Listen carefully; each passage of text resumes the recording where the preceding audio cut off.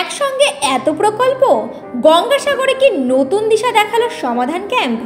সাগরে বদলের হাওয়া, এক ঝটকায় শুরু ৯৮টি প্রকল্প।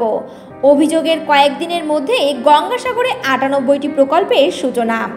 এলাকার নানান সমস্যার সমাধানকে সামনে রেখে রাজ্যের মাননীয় মুখ্যমন্ত্রী মমতা বন্দ্যোপাধ্যায়ের উদ্যোগে শুরু হয়েছে আমাদের পাড়া আমাদের সমাধান কর্মসূচি। সাগর বিধানসভায় অনুষ্ঠিত ক্যাম্পে স্থানীয় মানুষজন সরাসরি তাদের সমস্যা তুলে ধরেন জনপ্রতিনিধিদের সামনে। অভিযোগগুলি খতিয়ে দেখে দ্রুত পদক্ষেপের আশ্বাস দেওয়া হয়।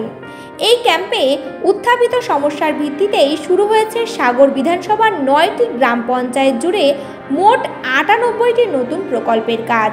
এই প্রকল্পগুলির জন্য বরাদ্দ হয়েছে প্রায় ১,৯১,৫৪,২৪৪ টাকা।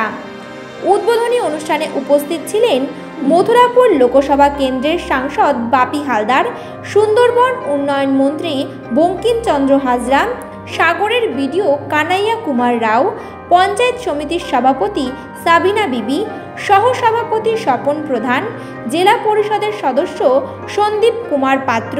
অভিযোগ জানানোর পর দ্রুত কাজ শুরু হওয়ায় খুশি এলাকার সাধারণ মানুষ। দক্ষিণ ২৪ পরগনা থেকে বাবলু প্রামাণিকের রিপোর্ট, HPR নিউজ।